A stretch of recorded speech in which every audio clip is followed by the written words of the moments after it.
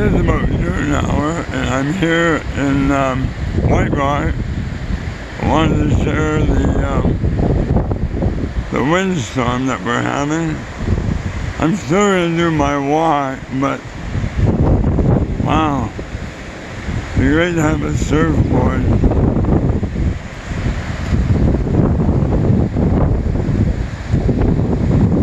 Oh, I gotta send this to Norm. He won't believe the pictures he's gonna be taking.